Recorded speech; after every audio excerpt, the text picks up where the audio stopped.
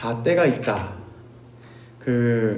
예전 한국에 있었을 때 이런 특세를 진행했었습니다. 특세를 진행했었을 때 저희가 이제 좀 조급하잖아요. 무언가 응답을 빨리 받고 싶고 무언가 기도한 것에 대해서 결과를 빨리 받고 싶어하는 마음이 우리 안에 있습니다. 그러나 어느 목회자가 하나의 카톡방에 딱 사진 하나 올려주셨어요. 그게 뭐였었냐면 때타올, 송월타올에서 나온 때타올을 딱 올려주면서 거기에 뭐라고 쓰여 있었냐면요, 다 때가 있다 라는 것을 올려주시더라고요. 다 때가 있다. 되게 저는 재밌게 봤었는데요. 이게 그 때와 하나님의 때는 다를 수도 있겠지만 오늘 예수 그리스도께서 누가복음 우리가 함께 보면서 그 때가 드디어 도래했습니다. 어떠한 때냐면요, 예수 그리스도께서 십자가에서 달려 돌아가실 때가 준비가 된 거죠. 이제 예수님께서는 오늘 마지막 만찬을 제자들과 함께 하십니다. 만약 사랑하는 성도님들께서는 예수님과 만찬을 할 수 있다면 어떤 양식을 먹고 싶으십니까? 만약에 사랑하는 성도님들은 예수님과 함께 저녁 만찬을 할 수 있다면 어떤 메뉴의 만찬을 할 수 있습니까? 만찬을 하고 싶으십니까? 뭐 양식, 일식, 아니면 예수님께서 그래도 이스라엘 계보에 있으시니까 이스라엘식, 뭐가 좋을까요? 한식. 저는 한식을 좀 준비했을 것 같아요. 그래서 단 한 끼겠지만 사랑하는 제자들과 어쩌면 마지막으로 보내는 마지막 저녁 식사가 도래하게 되었습니다. 사실 오늘 그 만찬을 여러분들에게 보여주고 싶었어요. 근데 그 만찬을 보여드릴 수는 없습니다. 그래서 이번 주 금요일에 여러분들이 만약에 어퍼다비 이따가 광고해드릴 텐데요, 어퍼다비에 오시게 되면 그 맛있는 만찬을 여러분들을 위해서 준비하도록 하겠습니다. 뭐냐면 이제 저번 주에 저희가 UCT에서 예배를 했었는데요, UCT에 있는 한 형제분이 거의 준 셰프라고 하더라고요. 요리사래요. 그래서 저에게 카톡으로 자기가 만든 음식을 다 보내줬어요. 한 7개 보내줬거든요. 양식도 있고 뭐 여러 가지 동파육 뭐 그것도 있고요. 여러 가지 중식도 있고 다양하게 준비를 했더라고요. 그래서 너무 맛있게 생겼다. 그런데 이런 양식을 우리 성도님들을 위해서 자기가 한번 준비해 보겠다라고 합니다. 그런데 인원이 좀 많다 보니까 그냥 한식으로, 수육으로 준비한다고 합니다. 예수님이 십자가에 마치 돌아가시기 바로 전에 여러분들은 의미로서 어퍼다비에서 마지막 만찬을 여러분들도 경험하게 될 것입니다. 이렇게 오늘 본문은 사실 예수님과 제자들이 마지막으로 만찬을 했었던 그 자리에 사람들이 다 모여 있습니다. 그러나 정말 마지막 만찬이 끝날 무렵에 예수님께서 제자들에게 정말 중요한 만찬이 있다고 말씀하십니다. 그 만찬은 바로 뭐냐면요, 사실 만찬은 아니죠. 떡과 포도주로 나누면서 예수님께서 진짜 제자들에게 하시고자 하시는 말씀을 하나씩 말씀하십니다. 누가복음은 이 최후의 만찬이라는 내용을 조금 짧게 소개했기 때문에 오늘 저희는 마태복음에 조금 더 자세히 기록된 마지막 만찬을 보려고 합니다. 26절 마태복음 오늘 본문에 보게 되면 26절을 보시게 되면 다음과 같이 쓰여 있습니다. 다 같이 읽어보도록 하겠습니다. 시작. 그들이 먹을 때에 예수께서 떡을 가지사 축복하시고 떼어 제자들에게 주시며 이르시되 받아서 먹으라. 이것은 내 몸이라 하시고. 여기서 보게 되면 그들이 먹을 때 제자들과 함께 예수님은 떡을 떼시며 또한 그들에게 축복하시고 또한 그 떡을 떼어서 제자들에게 주십니다. 여기에 짧은 문장이지만 동사가 몇 번 들어갔을까요? 다시 말씀드리도록 하겠습니다. 그들이 먹을 때에 예수께서 떡을 가지사 축복하시고 떡을 떼어 제자들에게 주시고, 좀 몇 번의 동사와 분사가 합쳐져 있을까요? 떡을 가지사, 그리고 축복하시고, 그리고 떼어, 그 다음에 마지막으로 제자들에게 나누어 주시며 이제 말씀하십니다. 그러나 우리가 좀 주목하고 싶은 동사는 가지사, 축복하고 떼어라는 단어입니다. 여기서 보시게 되면 가지사, 여기 영어와 한국어는 한 문장에 동사가 하나밖에 들어갈 수 없기 때문에 여기는 분사로 바꿉니다. 히브리어 같은 경우는 분사로 바꿔서 두 개의 분사와 하나의 동사가 쓰여져 있는데요. 다시 말해 떡을 가지신 상태에서 또한 축복하시면서 그걸 떼는 장면, 동시에 이루어지는 사건을 기록하고 있죠. 세 가지의 행동을 거의 동시에 하십니다. 그래서 가지사라는 단어는 히브리어로 람바누라는 단어를 씁니다. 람바누. 히브리어가 아니고 헬라어로 람바누. 람바누는 뭐냐면요, 이렇게 집다 혹은 그러니까 영어의 테이크로 번역하는 게 제일 조금 더 가까워요.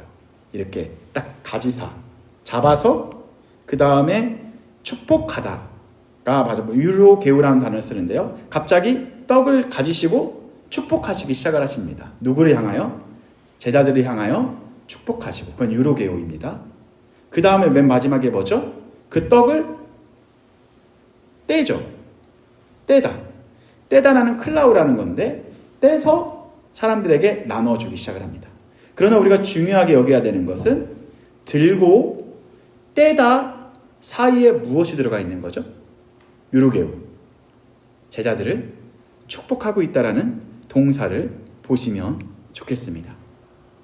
이 이미지 언어를 사실상 우리가 어떻게 바꿀 수 있냐면요, 십자가에 달리신 예수 그리스도의 모습으로 바꿀 수가 있습니다. 다시 말해 예수님은 십자가에 어떻게 되신 거예요? 람바누 되신 거예요. 그리고 예수님의 몸을 누구와 나뉘게 된 걸까요? 예수님의 몸을, 피를 거기에 모여있는 사람들과 나뉘게 되었습니다. 다시 말해 이게 클라우는 단어는 떼다라는 단어가 찢기다라는 단어와 똑같습니다. 다시 말해 예수 그리스도께서 십자가에 달리셔서 찢기게 된 거죠. 그렇다면 예수님이 몸이 찢기셨는데 어떻게 그 사건을 축복이라고 볼 수 있냐는 거죠. 제가 한 이틀 전에 우리 자녀들이랑 식사를 했습니다. 식사를 할 때 어떠한 자녀가 저에게 질문합니다. 아빠, 그런데 왜 예수님이 십자가에 돌아가신 그날을 굿 프라이데이라고 하는 거지? 라는 질문을 합니다. 예수님은 찢기셔서 돌아가셨는데 사실상 그러면 굿 프라이가 되지 않고 새드한 프라이데이가 돼야 되지 않냐? 라고 질문을 한 거죠. 그 살이 찢기는 사건, 아픈 사건, 죽음이 기다리는 사건, 그 사건을 본다면 우리는 새드해야 되는데 왜 굿 프라이데이가 되었을까요? 예수님께서 찢기시고 피 흘리시고 아파하시면서 죽으심을 당하신 날인데 왜 굿 프라이데이가 되었는지에 대한 질문이었습니다. 그러나 이 질문에 대한 답은 우리가 아까 본 세 가지의 동사를 보시면 충분히 유추할 수 있습니다. 람바누와 클라우 사이에 뭐가 있었죠? 따라해볼까요? 유로게오. 따라해볼까요? 유로게오. 네, 유로게오. 유로게오는 축복하다라는 단어입니다. 축복하다. 옆 사람 축복해볼까요? 유로게오 하면 돼요. 유로게오.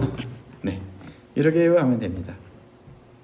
그렇다면 이 사건, 바로 예수님께서 십자가에 달리시고 찢기신 사건이 왜 복된 사건이냐는 거죠. 이 복은 과연 어떠한 복을 말하고 있는 걸까요? 예수님은 찢기시지만 그 찢기신 몸을 받아먹은 자녀들은, 또 그 찢긴 살을 나눠 먹은 제자들은 어떻게 된 걸까요? 바로 구원을 받게 되는 복을 받게 됩니다. 간단히 정리하자면 죽음에서 생명으로 바뀌게 되는 복을 받게 되었고요. 죽음에서 생명, 또한 영원한 고통에서 영원한 생명으로, 심판에서 구원으로 바뀐 사건, 그것이 바로 그들이 받은 요로게오의 복입니다. 사실 이 요로게오의 복을 누가 받은 거예요? 우리가 받은 거죠. 우리는 그 예수 그리스도께서 십자가에 달리시고 찢기시지 않으셨으면 사실상 우리가 십자가에 달려서 찢겨야 마땅한 존재였었던 거죠. 그러나 내 사랑하는 아들아, 내 사랑하는 딸아, 내가 대신 찢길게, 내가 대신 달릴게. 그러니 너희는 더 이상 이 십자가에 달릴 필요 없다. 너희들은 영원한 생명을 맛보아라 라고 말씀하신 그러한 유로게오의 사건이 십자가의 사건입니다. 사실 이 사건이 없었다면 우리는 죄와 사망 아래 놓여 죽음의 상태로 살아가야 했었을 것입니다. 살아있지만 결론은 죽음으로 끝이 나게 되겠죠. 저번 주에 우리가 나누었었던 역전의 접속사라고 한번 나눈 적이 있습니다. 역전의 접속사 뭐였었죠? 히브리어는 바자로 시작했는데요. 맞아요. 바브였고 헬라어로는 카이였었어요. 다 기억하시네요. 역전의 접속사. 그러나 역전의 접속사가 나오는데 그 주어가 누군지 아십니까? 주어. 역전의 접속사를 주신 주어는 바로 하나님이십니다. 역전의 주어, 역전의 주체가 우리를 생명과 구원의 자리로 옮겨 주신 거죠. 그래서 이 성찬의 신비는요, 과거에만 있었던 신비가 아니고요, 이 성찬의 신비는 지금 현재에도 날마다 일어나는 신비입니다. 뿐만 아니라 현재에도 있을 뿐만 아니라 장차 미래에도 나타날 성찬의 신비가 있다라는 거죠.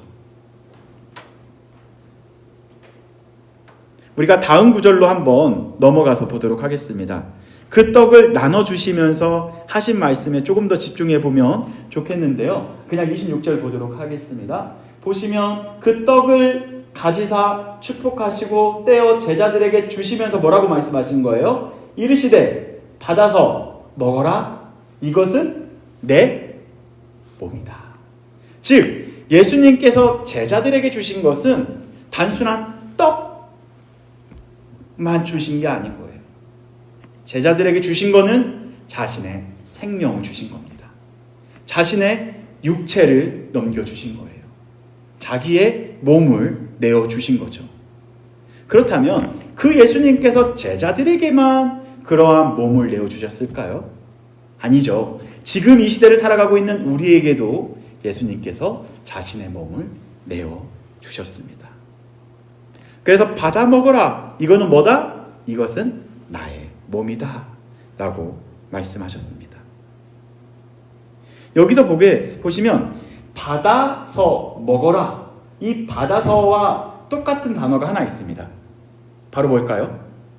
그 받아서의 위에 있는 가지사 있죠. 가지사.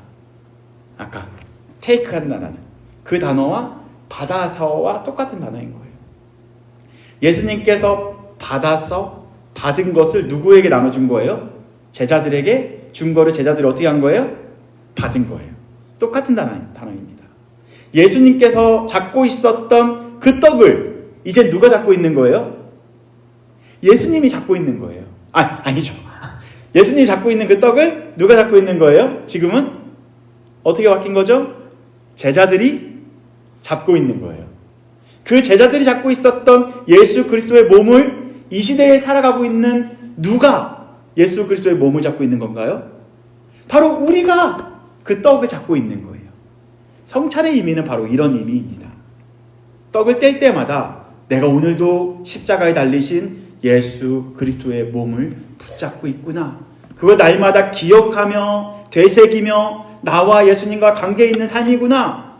아무 관계가 없는 그냥 산 사람이 아니라 나는 예수님의 사람이고 예수님이 나를 위해 십자가에 달리셨구나. 예수님이 붙잡고 있었던 그 떡을 내가 이제 붙잡고 있구나. 제자들이 붙잡고 있었던 그 예수 그리스도의 몸을 지금 내가 붙잡고 있구나. 그거를 날마다 상기시키는 것이 성찬의 참 의미라는 거죠. 이제 이 단어, 가지사라는 단어를 명령어로 바꿉니다. 그래서 가진 것을 너희들이 가져라 라는 뜻과 동일한 거죠. 이 예수 그리스도께서 제자들에게 나눠주신 것은 떡입니다.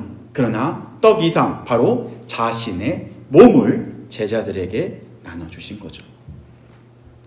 예수님께서는 십자가에서 찢기신 그 몸을 제자들에게 나눠주신 것입니다. 이것이 어떠한 의미인지 요한복음의 말씀을 보면 더욱더 확실하게 우리가 확인할 수 있습니다. 제가 읽어드리도록 하겠습니다. 요한복음 6장 35절에 보면 다음과 같이 나와 있습니다. 예수께서 이르시되 나는 생명의 떡이다. 뭐라고요? 나는 생명의 떡이다. 내게 오는 자는 결코 줄이지 아니할 것이요. 나를 믿는 자는 영원히 목마르지 아니할 것이다. 다시 말해 예수님의 성찬에 참여한 자는 더 이상 배고프지 않을 것이고 더 이상 목마르지 않을 것이다 라고 약속해 주십니다. 제자들이 먹은 이 떡은 어떠한 떡이라고요? 바로 예수 그리스도의 어떠한 떡? 생명의 떡입니다. 세상에 주는 떡은 뭘까요? 잠깐은 배 부르고 허기를 채울 수는 있지만 금방 우리는 다시 허기가 집니다. 그러나 예수 그리스도께서 주신 그 떡은 우리가 한번 먹으면 영원히 배고프지 않고 영원히 목마르지 않는 그러한 신비의 떡이라는 거죠. 그래서 좀 쉽게 설명하자면 이 떡을 딱 찢어서 주시면서 뭐라고 말씀하시는 거냐면요. 쉽게 말해 제자들에게 이젠 너랑 나랑은 찐 가족이야 그 얘기인 거예요. 뭐라고요? 이제 너와 나랑은 찐 가족이야 그 이야기가 성만찬의 진정한 의미입니다.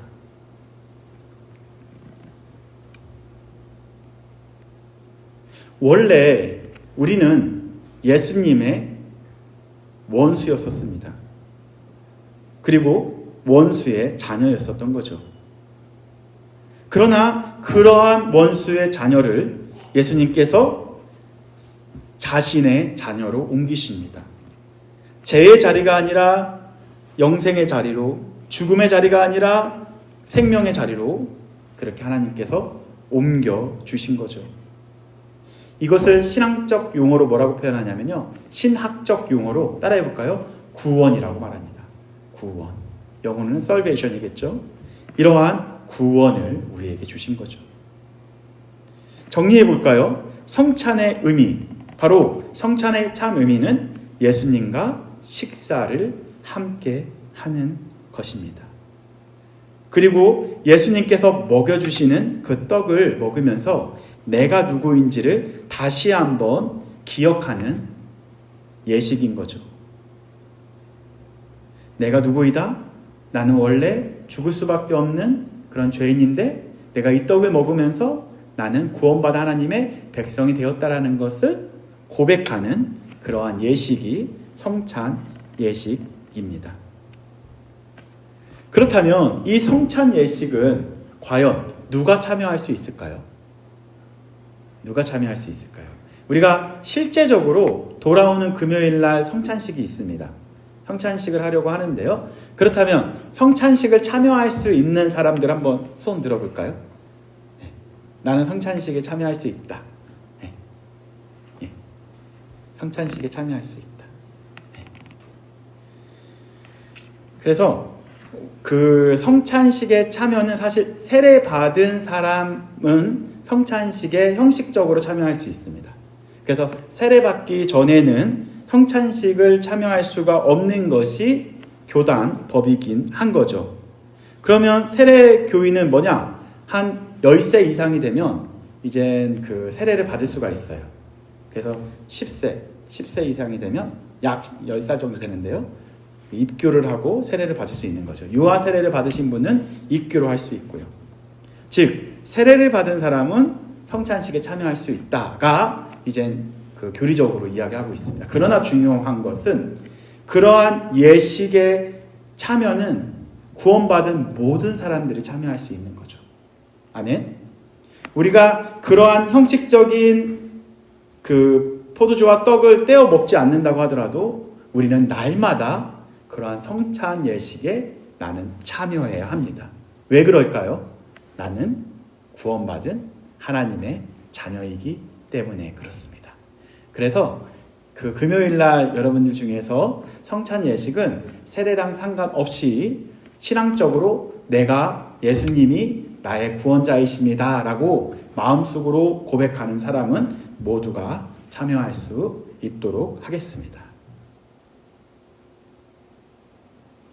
그러나 성찬에 참여할 때 우리는 반드시 회개가 있어야 합니다. 그리고 결단이 있어야 하죠. 지난날은 내가 죄인의 모습으로 살았다면 주님 이제는 하나님의 자녀로 살기 원합니다 라고 결단하면서 성찬에 참여하시기를 권면드립니다. 많은 신앙의 선배 목사님들, 선배 종교개혁자들은요 이 성찬을 만지는 복음이라고 말했습니다. 우리가 복음을 귀로만 들었다면 이제 실제적으로 성찬을 통해서 여러분들이 복음을 만져보시기를 권면드립니다. 그렇다면 이 성찬은 1년에 몇 번 하면 좋을까요?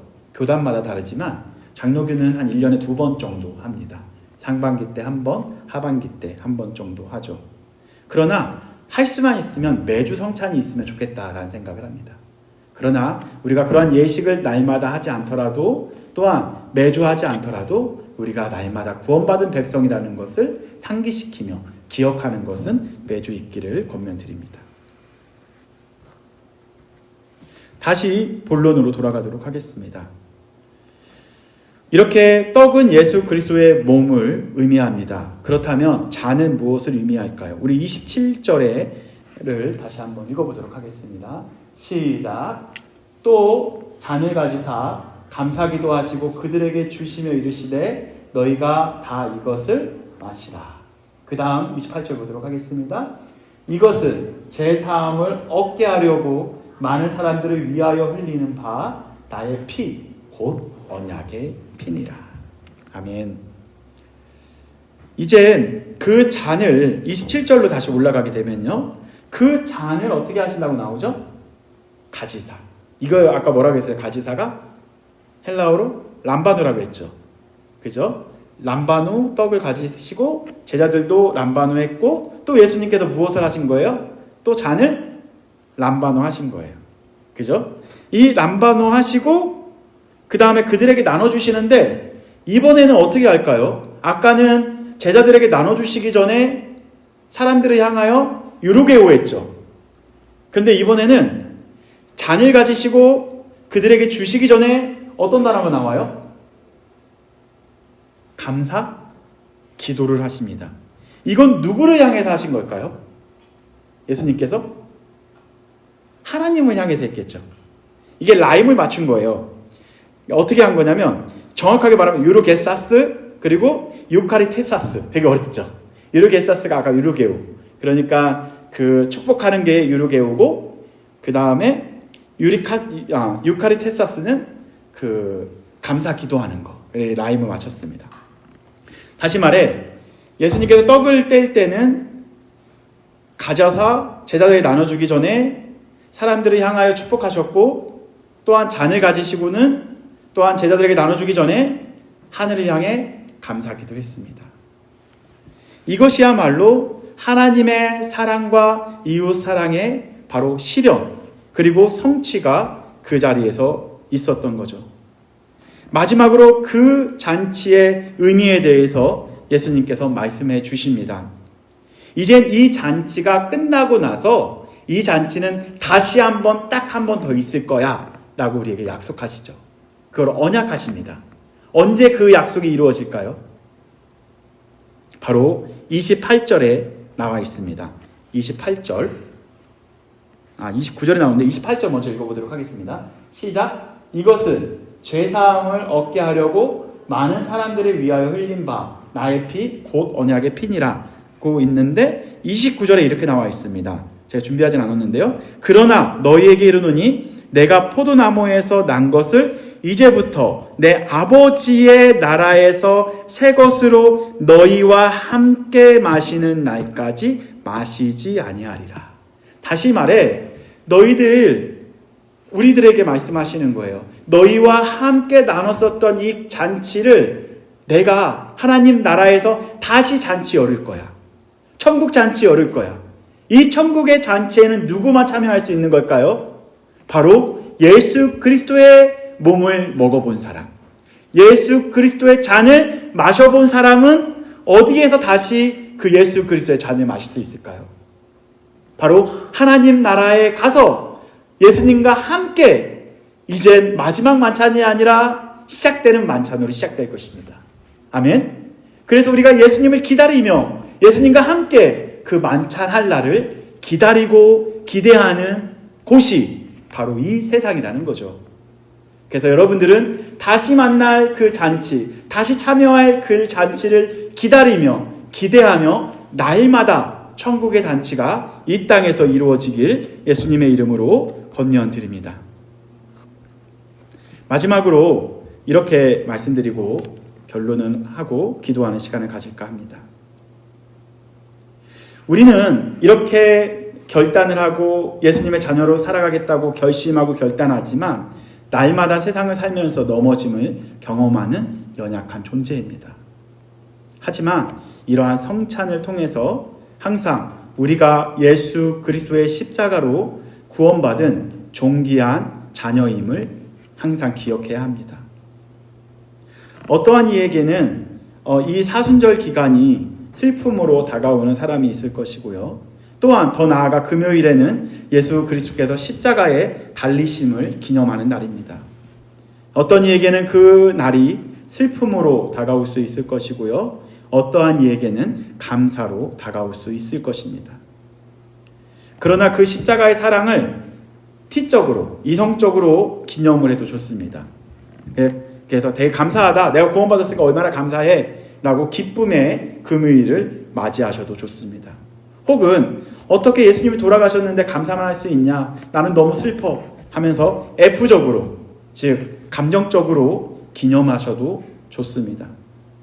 그러나 우리의 삶과 일상에서 그 십자가의 사랑을 날마다 경험하고 연결시키면 좋겠습니다.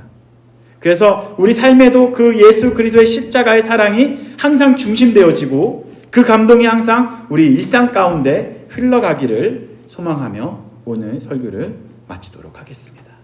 그래서 이번 주 금요일 날 다 같이 성찬식을 의미 있게 참여하는 시간을 갖도록 하겠습니다.